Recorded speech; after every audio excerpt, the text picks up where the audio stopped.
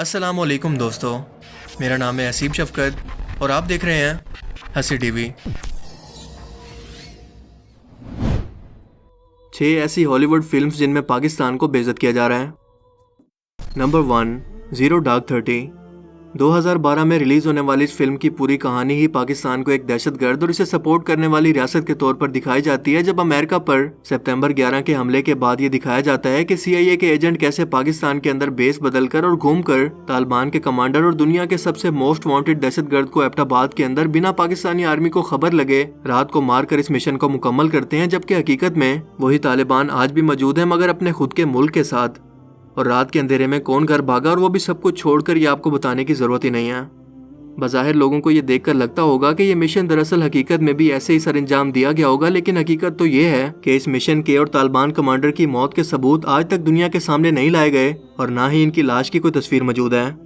बस दुनिया के सामने अपनी फौजी बर्तरी को दिखाने के लिए और शर्मिंदगी से बचने के लिए एक झूठा और फेक ऑपरेशन किया गया, जिसकी तरबियत शायद उन्होंने इंडिया से ली होगी।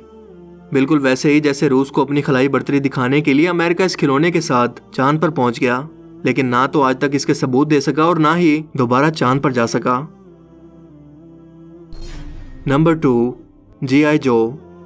G.I. जो सीरीज की military science fiction film retaliation एक ऐसे मिशन की कहानी को दिखाती है जिसमें पाकिस्तान और शलवार कमीज के अंदर मलबूस सरों पर इमामा बांधे मुसलमान को एक दहशतगर्द और जाहिल कौम के तौर पर दिखाया गया है, जिसके हाथ न्यूक्लियर बॉम्ब जैसा एक ऐसा हथियार आ चुका है जो कि किसी भी वक्त दुनिया में तबाही का बायस बन सकता है।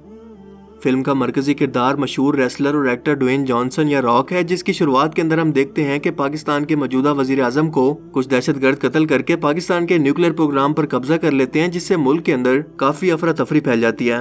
इसीलिए G.I. जो की टीम को पाकिस्तान के अंदर इस खुफिया मिशन पर भेजा जाता है कि वो इन दहशतगर्दों को खत्म करके इन न्यूक्लियर वॉरहेड्स को अपने कब्जे में ले सकें, ताकि पूरी दुनिया को तबाही से बचाया जा सके। और ये टीम बिल्कुल ऐसा ही करती है और मिशन के बाद न्यूक्लियर हथियारों को ऐसे गाड़ियों के अंदर डाल कर ले जाती है जैसे घर से ये ग्रोसरी का सामान लेने आए थे, और पाकिस्तान से बिना चाय पिए ही वापस अमेरिका आ जाते हैं। जिससे दुनिया को ये पैगाम दिया जाता है कि पाकिस्तान की मिलिट्री इंटेलिजेंस यानी ISI, जो कि पूरी दुनिया के अंदर नंबर 1 पर रैंक करती है, इतना कमजोर है और अपने नशे के अंदर मस्त है कि ना तो इसे इस बात की खबर होती है और ना ही इस सूरत हाल को संभालने में वो सीरियस नजर आती है, जो कि असल हकायक से बिल्कुल हटकर है। जिससे दुनिया को ये तासुर दिया गया और बदनाम करने की कोशिश की गई कि पाकिस्तान के न्यूक्लियर वॉरहेड्स महफूज हाथों में बिल्कुल नहीं है, जिससे दुनिया को कभी भी खतरा हो सकता है। जबकि हमारे हमसाया मुल्क भारत के पास भी पाकिस्तान से सिर्फ थोड़े ही कम न्यूक्लियर हथियार मौजूद हैं, मगर ऐसी फिल्म्स सिर्फ पाकिस्तान के लिए बनती हैं क्योंकि एक तो इंडियन लॉबी अमेरिकन पॉलिटिक्स के अंदर काफी एक्टिव और असरअंदाज है, और दूसरा ये कि ये इस्लामोफोबिया है जो कि सिर्फ मुसलमानों को एक दहशतगर्द और जाहिल कौम के तौर पर दिखाना चाहता है, और वो भी पाकिस्तान की सूरत में, क्योंकि ये दुनिया का वाहिद मुल्क है जो कि किसी कौम नहीं बल्कि मजहब इस्लाम के नाम पर वजूद में आया। और दुनिया के 45 ममालिक के अंदर, जिनमें तरक्की याफ्ता ममालिक भी शामिल हैं, सिर्फ पाकिस्तान को यह एजाज हासिल है कि इसके पास दुश्मनाने इस्लाम को जवाब देने के लिए न्यूक्लियर हथियार मौजूद हैं, जिनकी हैबत से दुश्मन थर थर कांपते हैं। जबकि इनकी खुद की मुनाफकत का हाल यह है कि पूरी दुनिया के न्यूक्लियर हथियारों का 90% सिर्फ 2 मुल्कों अमेरिका और रशिया के पास है। अमेरिका के पास 6165, रशिया के पास 6490, इंडिया के पास 150, जबकि पाकिस्तान के पास 160 हैं। और आपको बताता चलूं कि दुनिया के 10 से भी कम ममालिक के पास ये न्यूक्लियर हथियार मौजूद हैं, जिसके अंदर पाकिस्तान भी शामिल है। लेकिन पाकिस्तान ने इन्हें कभी भी इस्तेमाल नहीं किया, जबकि अमेरिका वियतनाम में या जापान के अंदर न्यूक्लियर बॉम्ब गिराकर लाखों लोगों की जान भी लेता है, मगर दहशतगर्द सिर्फ मुसलमान और पाकिस्तानी हैं। Number 3, iron man 1। इस फिल्म में उर्दू ज़बान के जरिए अफगानिस्तान में मौजूद दहशतगर्दों को मुसलमान और पाकिस्तानी दिखाने की कोशिश की गई है। और फिल्म की शुरुआत में फिल्म का मरकजी किरदार टोनी स्टार्क या आयरन मैन जब अफगानिस्तान का विजिट करता है तो इसकी टीम पर कुछ दहशतगर्द हमला कर देते हैं। इस हमले के अंदर इसके बाकी साथी तो मारे जाते हैं, लेकिन ये अकेला बच जाता है, जिसको अगवा करके ये एक ऐसी जगह पर ले जाते हैं जो कि बिल्कुल एक गार जैसी होती है।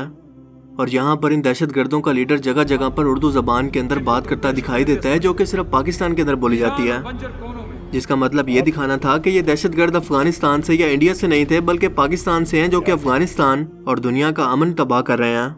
लेकिन बेहतर होता है कि इसी फिल्म के अंदर इराक, शाम, फलस्तीन, लीबिया को भी तबाह करने वाले दहशतगर्दों को दिखा देते हैं।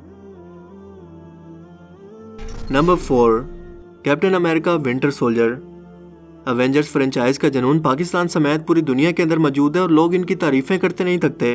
लेकिन क्या आप जानते हैं कि इसी फ्रेंचाइज की दूसरी film captain America the winter soldier के अंदर एक विलेन ऑर्गेनाइजेशन हाइड्रा का हेड अलेक्जेंडर पियर्स पूरी दुनिया से अपने जैसा सेम एजेंडा रखने वाले 62 लोगों की जब मीटिंग को बुलाता है तो इनमें से एक का ताल्लुक इंडिया से दिखाया गया है।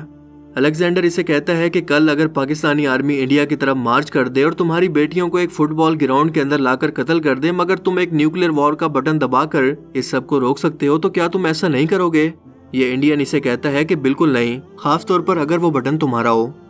What if Pakistan marched into Mumbai tomorrow and you knew that they were going to drag your daughters into a soccer stadium for execution and you could just stop it with a flick of the switch? इस तरह से एक बार फिर पाकिस्तान को दहशतगर्दी से जोड़कर दुनिया में बदनाम करने की कोशिश की गई और ये तासुर दिया गया कि हमेशा जंग और लड़ाई के लिए पाकिस्तान ही हमेशा पहल करता है, ना कि इंडिया।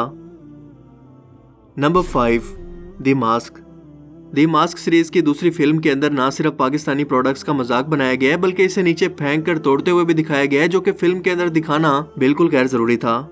फिल्म के एक सीन में हीरो अपने मास्क को तलाश कर रहा होता है कि अचानक इसकी नजर एक ऐसे मास्क पर पड़ती है जिसे वो अपना समझकर उठा लेता है। इस पर मेड इन पाकिस्तान लिखा होता है और ये शख्स इसे पढ़कर गुस्से से इसे जमीन पर पटक देता है, जो कि पाकिस्तान की बनी हुई प्रोडक्ट्स की बेइज्जती है। हम मानते हैं कि पाकिस्तान में हाजी साहब ठेकेदार के बने हुए रोड सिर्फ एक बारिश के बाद खराब हो जाते हैं, लेकिन काफिर माइकल का बनाया हुआ रोड कई कई साल तक चल जाता है। लेकिन अच्छे बुरे लोग हर मुआशरे के अंदर होते हैं और एक मुआशरे के अंदर सिर्फ बुरे लोगों को हाईलाइट करके पूरे मुआशरे को जज करना भला कहाँ का इंसाफ है? पाकिस्तान के आम पूरी दुनिया के अंदर मशहूर हैं। हर दूसरे फीफा वर्ल्ड कप के अंदर पाकिस्तान के बने हुए फुटबॉल इस्तेमाल होते हैं। पिंक नमक पूरी दुनिया के अंदर सबसे बेहतरीन सिर्फ पाकिस्तान के अंदर है। लेकिन ये सब चीजें कभी भी मूवीज के अंदर हाईलाइट क्यों नहीं होती? इसलिए कि ये एजेंडा में शामिल नहीं होता। Number 6, money heist. Money heist season 4 के एक एपिसोड के अंदर पाकिस्तान के एक सीन को शामिल किया गया है, जिसके अंदर हम देखते हैं कि प्रोफेसर पाकिस्तानी हैकर्स को एक वारदात की प्लानिंग में हैकिंग का काम सौंपते हैं और हमारी भोली अवाम इस सीन के अंदर पाकिस्तान का नाम शामिल होने पर इस तरह से डड्डू की तरह छलांगे मार रही है जैसे ये कोई प्राउड मोमेंट हो। पर भाई साहब, ये हैकिंग है जो कि पूरी दुनिया के अंदर इलीगल है, गैर कानूनी, और पाकिस्तान एक गैर कानूनी काम के अंदर दुनिया की हेल्प कर रहा है। इसमें प्राउड किस बात का? और जहां तक पाकिस्तानियों का आईटी के अंदर टैलेंटेड होने का ताल्लुक है तो इसके अंदर कोई शक नहीं। क्या है ना कि बस कभी कभी हैकिंग मुकम्मल होने ही वाली होती है कि बारिश की वजह से पीटी सेल का इंटरनेट बंद हो जाता है और ये कौम इस टैलेंट को सबा लोड वाली जीतो पाकिस्तान और बेनजीर इनकम सपोर्ट प्रोग्राम के मैसेजेस के अंदर जाया करती रहती है। और ये सूटे लगाता हुआ हैकर जो आप देख रहे हैं ये एक्चुअल के अंदर अपने कंप्यूटर पर GTA खेल रहा होगा।